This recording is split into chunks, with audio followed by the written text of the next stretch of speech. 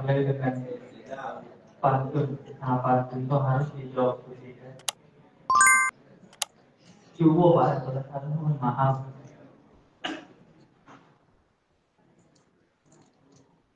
Pergi ke hutan mencari bulu. Tapi kasar. Pergi ke hutan mencari bulu. Mencari bulu dan juga rotan. Banyak ini. Pulang hari itu, mengambil. Pergi ke hutan mencari bulu. Mencari bulu dan juga rotan. Selesai sudah kita melaksanakan sholat subuh. Mari selanjutnya kita kajian. Assalamualaikum warahmatullahi wabarakatuh.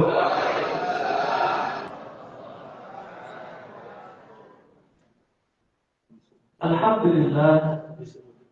Alhamdulillahil wahidil qahharil azizil ghaffar.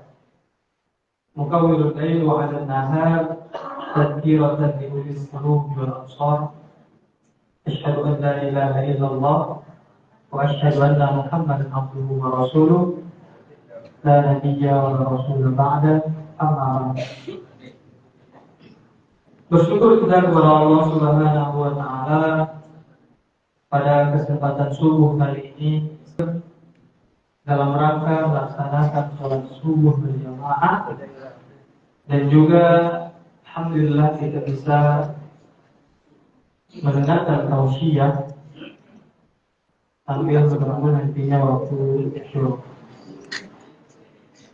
Bersolat kita kepada baginda Rasulullah Sallallahu Alaihi Wasallam dengan ucapan Allahumma shalli ala Muhammad wa ala Muhammad, pada seluruh keluarganya, kaum kerabatnya, sahabat-sahabatnya, para tabi'in, serta siapapun yang mau bersamai perjuangan beliau. Kita doakan mudah-mudahan semuanya berada dalam lindungan Allah, dan kita juga sebagai pengamal dari segala macam apa yang diajarkan oleh Rasulullah dan juga para sahabat, menjadi orang-orang yang setia pada ajaran beliau dan berada pada garis yang lurus. Ala hadhihi ya wa ala kulli niyatin shalihah. Al-Fatihah.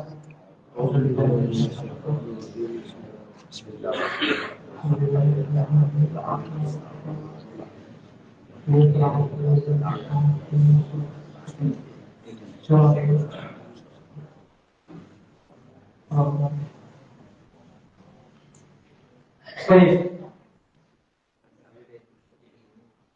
Hari ini kita akan sedikit membahas materi yang mungkin banyak menjadi perdebatan di antara kita.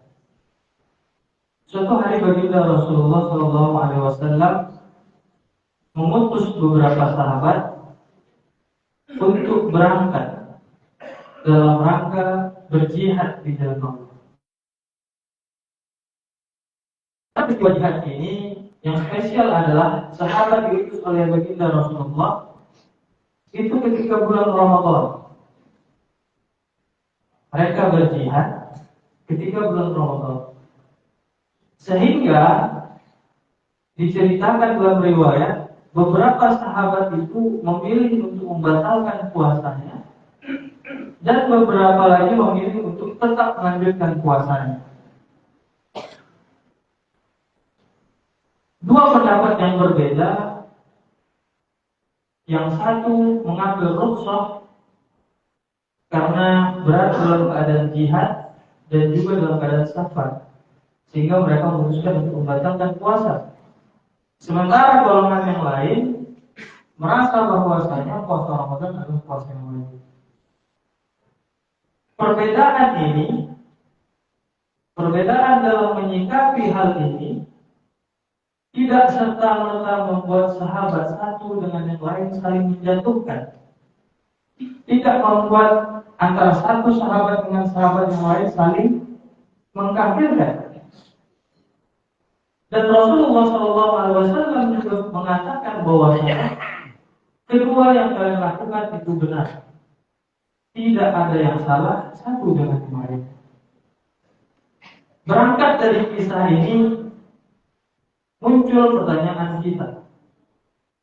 Bagaimana dengan umat saat ini yang senantiasa berbeda dan bahkan saling menjatuhkan satu sama lain?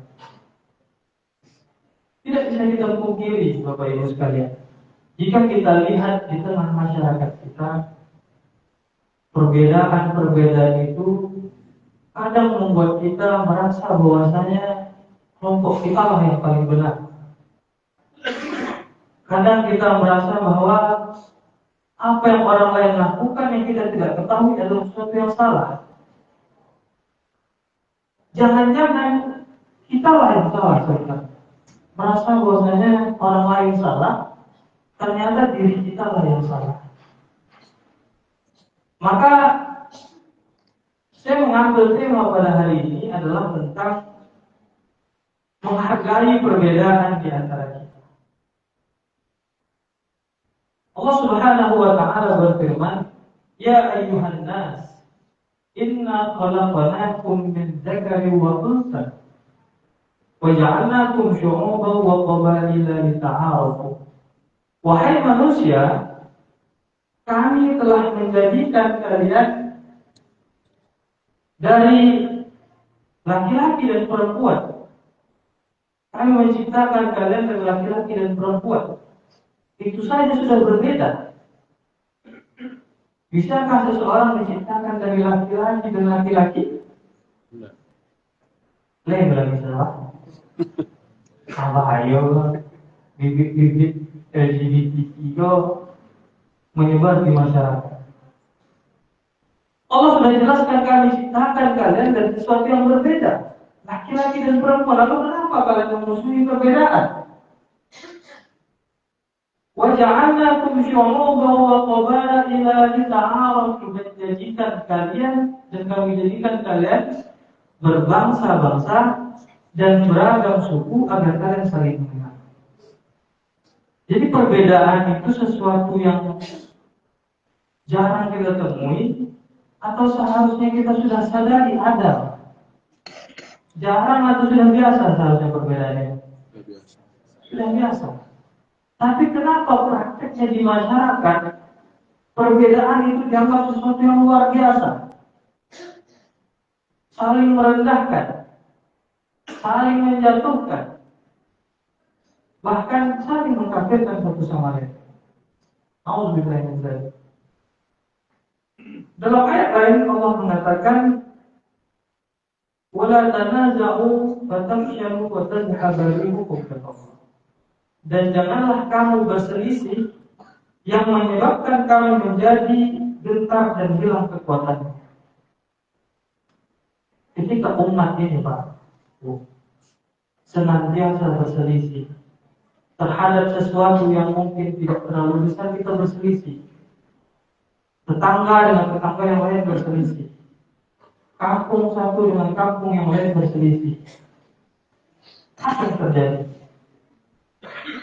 Kita yang hancur, Pak.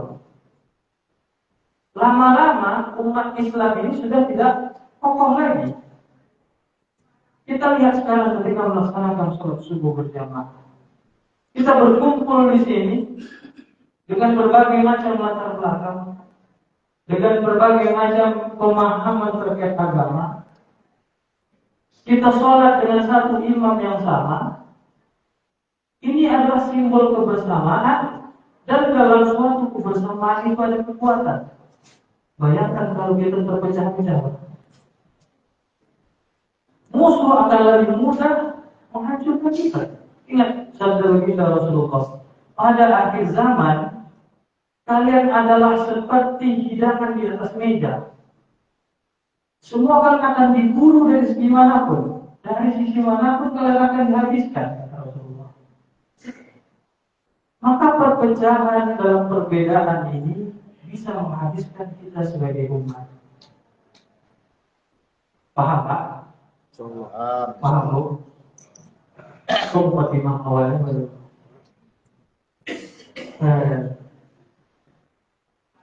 Baik. Jadi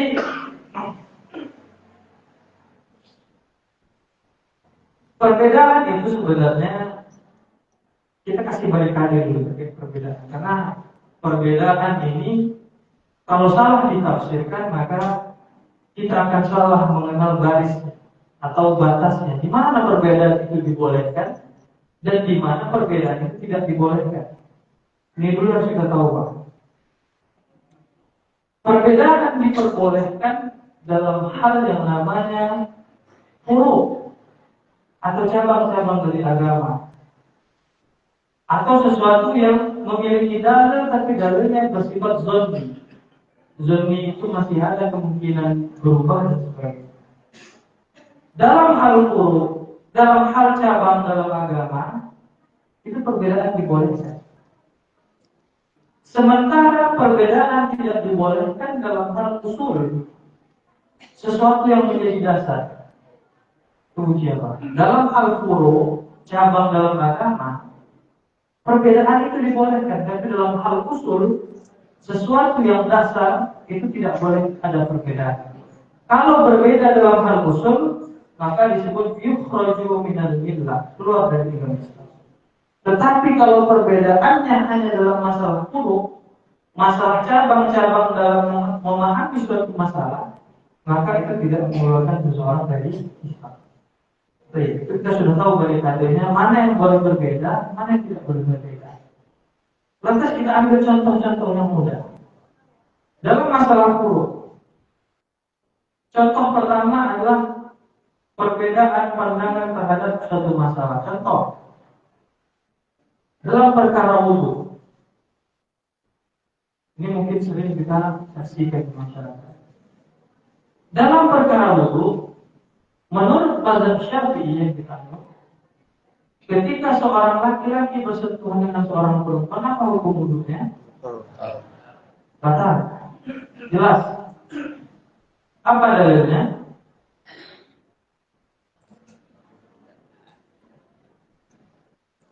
Itu kalau batal tapi dalilnya.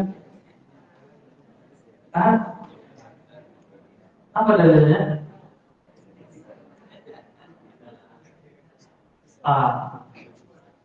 Baik, mungkin kalau masih belajar, saya coba jelaskan dalilnya. Potongan ayatnya saja. Nanti kalau ditanya, apa dalil sentuhan itu batal? Sebutkan potongan dalil. Jadi hujahnya itu adalah kata-kata la mastumun nisa, yang berarti ketika kalian menyentuh perempuan. Ini anggapan Imam Syafi'i. Ketika kalian bersentuhan dengan wanita, maka batal wudu kalian. Ini menurut Imam Syafi'i. Apakah ada pendapat lain? Ada? Pendapat siapa? Kalau sentuhan dengan istri kita, batal. Istrinya perempuan yang dari mana? Sama. Karena lama cuma bisa itu mau istri kita, mau pembantu kita, mau pegawai yang ruangan kita, semuanya masuk. Kalau muhrim itu kenapa disebut muhrim? Karena dia diharapkan untuk menikah. Contoh seperti ibu, tidak boleh kita menikah ibu, maka tidak membatalkan wudu. Adik dan sebagainya. Itu ada dari topiknya. Imam Syafi'i mengatakan ketika bersentuhan maka itu membatalkan wudu. Imam Ahmad atau kita sering kenal dengan Hambali, yang mazhabnya dipakai di mana? Imam Hambali mazhabnya dipakai di mana? Di mana, Pak? Di Arab Saudi. Arab Saudi itu menggunakan mazhab Hambali. Negara-negara Arab seperti Uni Emirat Arab, Qatar, itu juga menggunakan mazhab Hambali. Itu mengatakan bahwasanya bersentuhan dengan lawan jenis itu tidak membatalkan wudu. Hambali. Baik disengaja bersentuhan itu atau tidak disengaja. Jadi kalau nanti bapak-bapak nampak orang dia habis bersentuhan sama istrinya, tiba-tiba dia melaksanakan sholat, maka jangan dianggap sesatnya orang. Akhirnya masa bersentuhan sama bersih habis sholat? Jangan-jangan mazhabnya Hambali.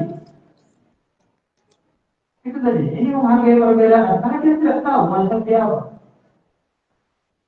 Itu Hambali. Bagaimana dengan Maliki? Apa pendapat Imam Maliki terkait itu? Dalilnya sama, la mastumun nisa, ketika menyentuh perempuan, tapi penafsiran dari masing-masing ulama itu berbeda. Imam Maliki mengatakan, ketika seseorang bersentuhan dengan perempuan, tetapi sentuhan itu tidak sengaja, maka tidak membatalkan wudu. Kalau sengaja, kata Imam Malik, sengaja kita pegang perempuan itu maka batal. Tapi kalau tidak sengaja, kata Imam Malik, tidak batal. Beda berapa? Imam Syafi'i beda, Imam Hambali beda, Imam Maliki beda. Itu surah lain. Siapa surah lain? Imam Hanafi. Apa kita kata Imam Hanafi berkaitan ini? Imam Hanafi bahkan lebih ekstrim lagi, Pak. Wudu seseorang tidak batal kecuali ia mengeluarkan mazi atau mani. Jadi kalau tidak sampai berhubungan, Pak, sampai keluar mazi atau mani, maka mohon maaf, itu tidak membatalkan wudu. Mau bersentuhan kayak gimana pun, mau sambil tayang sentuhan, Pak. Nah sampai jungkir balik pun sentuhan. Selama tidak keluar mazi atau mani, kata Imam Hanafi, tidak membatalkan wudu. Dalilnya sama, la mastumun nisa. Cuma perbedaan pemahaman. Imam Hanafi menganggap la mastumun nisa artinya ketika seorang, mohon maaf, berhubungan dengan suami istri. Dari satu dalil yang sama muncul 4 pendapat. Apakah para imam ini saling menjatuhkan satu sama lain? Tidak pernah. Bahkan Imam Syafi'i ketika masih muda, dia datang ke tempat Imam Malik. Imam Malik itu di mana tempatnya? Di Madinah. Imam Syafi'i ketika masih muda, Pak, 7 tahun dia sudah hafal Al-Quran. 10 tahun dia sudah hafal kitab Muwatta. Kitab Muwatta itu tebal, Pak. Karyanya apa? Karya Imam Malik. Jadi ceritanya ketika Imam Malik di rumahnya, datang Imam Syafi'i yang masih muda, masih usia sekitar 12 tahun. Datang ke rumah Imam Malik, terus dia bilang kepada penjaga rumah itu, wahai penjaga, saya ingin belajar langsung dengan Imam Malik. Apa kata penjaga itu? Saya tanya dulu ke Imam Malik di dalam. Pergilah penjaga itu ke dalam. Wahai Imam Malik, ini ada anak muda, masih muda, 12 tahun, sepertinya dan ciri-cirinya. Dia mau belajar kepada muda. Penjaga ini kepada Imam Malik. Lalu apa kata Imam Malik? Suruh dia hafalin dulu kitab Muwatta, kitab karya saya. Kalau dia mau belajar sama saya, hafalin dulu kitab saya. Pergilah penjaga ini keluar, lalu mengatakan, wahai anak muda, kalau kamu mau belajar sama Imam Malik, hafalin dulu kitabnya Al-Muwatta. Apa kata Imam Syafi'i? Nah, hafal dan pulang. 12 tahun, Pak, dia sudah hafal kitab Imam Malik Al-Muwatta. Dan akhirnya diizinkan berguru dengan Imam Malik. Jadi Imam Syafi'i itu gurunya Imam Malik. Tapi perbedaan pendapat di antara mereka itu banyak sekali. Tadi contoh soal wudu saja, itu sudah berbeda. Belum lagi masalah-masalah lain. Ini contoh pertama. Masalah yang sering kita lihat adalah perbedaan mazhab. Perbedaan pandangan secara furu atau cabang-cabang. Contoh yang lain adalah bacaan Al-Quran. Ini juga sering. Kami kadang-kadang nengok di sosial media dengan scroll-scroll Facebook. Itu nampak ada imam yang membaca Bismillahirrahmanirrahim, wadduhi, والليل إذا سجى ما ودعك ربك وما قلى. Langsung lagi komen-komen di bawah semua. Ini bacaan sesat, kafir, tidak sesuai dengan bacaan Al-Quran. Orang-orang kayak gini, Pak, jangan-jangan kita termasuk lagi di kalangan itu. Jangan-jangan lagi yang komen di sini. Baik. Kita paham dulu bahwasanya bacaan Al-Quran itu banyak. Minimal yang paling dasar itu 7 bacaan, qiraah sabah. Nanti ada turunan yang mengatakan 10, ada yang mengatakan 14. Dulu Pak, kami ketika di Madinah, kami lulusan dari Madinah, Jamiah Islamiyah dari Madinah dan Munawwarah. Jadi ketika itu kawan-kawan yang mengambil jurusan tafsir atau Al-Quranul Karim, mereka itu syaratnya harus sudah hafal Al-Quran dan mutqin. Sehingga mereka ketika pembelajaran dari semester 1 sampai semester 8 mereka cuma belajar qiraah sabah dari 7 bacaan. Karena mereka sudah hafal Al-Quran. Nah ini kan ilmu sudah tingkat tinggi. Saking tingginya, yang di bawah ini merasa itu adalah sesuatu yang besar. Padahal dia tidak sampai pada taraf itu. Maka hati-hati, jangan kita menganggap orang lain salah kalau kita tidak tahu ilmunya. Lebih baik dia. Itu masalahnya. Kita ini lebih banyak bicara dibandingkan mendengarkan. Dengar kajian Ustaz. Tadi aku dongeng kajian Ustaz di GSSB Masjid An-Nur. Berapa lama? Sampai 20 menit. Ini mereka nongkrong di warung kopi sampai 3 jam. Bahasa itu juga. Dioleh-olehkannya boleh. Padahal kadang Ustaz tidak sampai situ ngomongnya. Cuma karena dia merasa dia sudah mendapatkan ilmu 45 menit, dia ceritakan semuanya sampai-sampai ada yang ditambah-tambah. Nah ini bahaya. Ini yang bahaya di masyarakat itu. Kalau itu masih 45 menit. Kadang di Facebook itu 2 menit katanya Ustaz. 2 menit hanya berceramah, potongan ceramah bener kan? Buahnya beko tandingan. Video yang membahas itu juga, tapi dalam waktu setengah jam. Luar biasa, Pak. Itulah masa sekarang. Balik lagi dari masalah bacaan Al-Quran, itu banyak bacaan Al-Quran. Ada yang membaca Malik Yaumiddin, mana panjang. Ada yang membaca Malik Yaumiddin, mana pendek. Beda-beda, Pak. Ada qiraah namanya Hafiz. Ada nama qiraah namanya Warish. Ada nama qiraahnya riwayat dari Imam Kisai. Ada riwayat dari Imam Hamzah, Al-Kufi dan seterusnya. Maka jangan bertentangan terhadap sesuatu yang kita tidak tahu dasar hukumnya, dari mana pendapat itu muncul, jangan kita tentangkan karena kita tidak tahu, Pak. Jadi itu yang kedua, perbedaan terkait bacaan Al-Quran itu sering kita dengar. Bahkan sosial media itu banyak terkait masalah. Kemudian dalam perkara yang diperbolehkan kita berbeda, atau ketika perbedaan muncul dalam taraf itu, maka kita boleh melawan. Kalau tadi perbedaan secara furu atau cabang-cabang dari ilmu itu diperbolehkan, tapi dalam hal yang kita tidak diperbolehkan berbeda adalah dalam perkara usul. Contohnya terkait dengan keberadaan Allah. Di banyak perbedaan. Ada yang mengatakan Allah itu di Arsh, ada yang sedang duduk di singgah sananya, ada yang mengatakan Allah itu di bumi. Tidak bisa diperdebatkan. Karena itu masalah usul. Sudah percaya saja.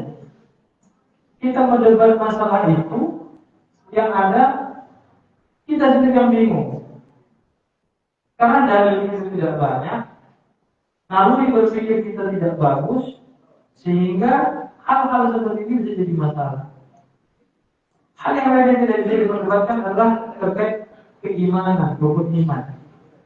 Tidak boleh kita meragukan baginda Rasulullah. Kita meragukan kenabian baginda Rasulullah ini tentu bukan masalah yang bisa dijadikan perbedaan.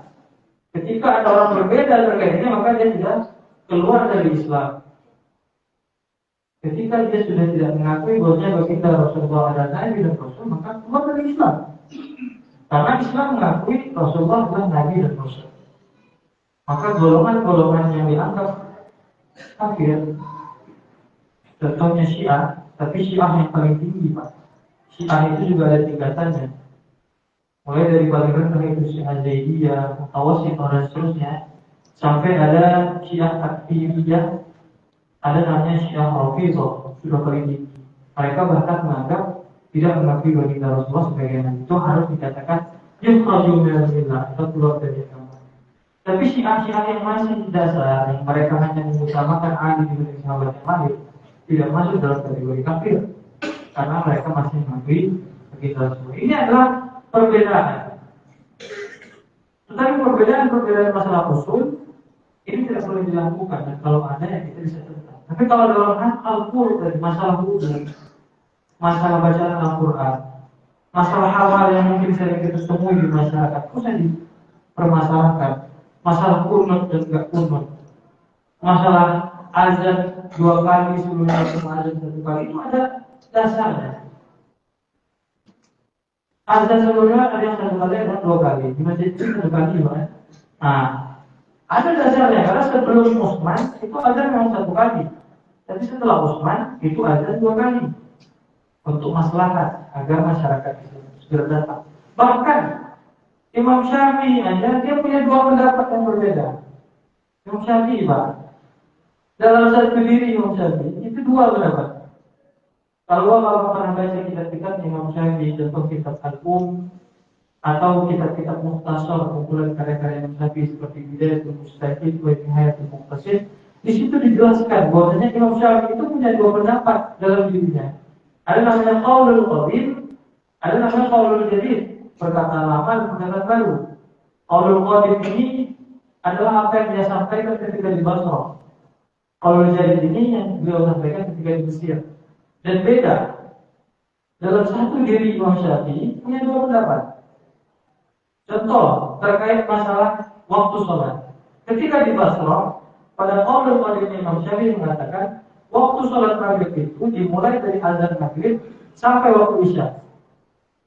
Kata Imam Syafi'i. Setelah sampai di Mesir, dia melihat bahwasanya orang-orang Mesir ini lalai. Jadi sengaja mengakhirkan sholat maghribnya. Udah azan, masih santai-santai, ada yang keluar, masih ada yang berdagang dan sebagainya. Sehingga Imam Syafi'i mengubah fatwanya dengan qaulul jadid, dia katakan waktu sholat maghrib itu dimulai dari azan sampai selesai imam di masjid sholat. Jadi waktu itu sangat pendek. Ini 2 pendapat. Yang pertama pendapat lama, yang kedua pendapat baru, berbeda. Orangnya memang sama-sama Imam Syafi'i. Bayangkan. Jadi ada asal muasal hukum sehingga ada perbedaan. Maka kita tidak usah saling berdebat masalah perbedaan. Fokus pada persatuan. Jangan fokus pada perbedaan. Karena kalau kita fokus pada perbedaan, antara saya dengan bapak yang di depan aja itu banyak bedanya.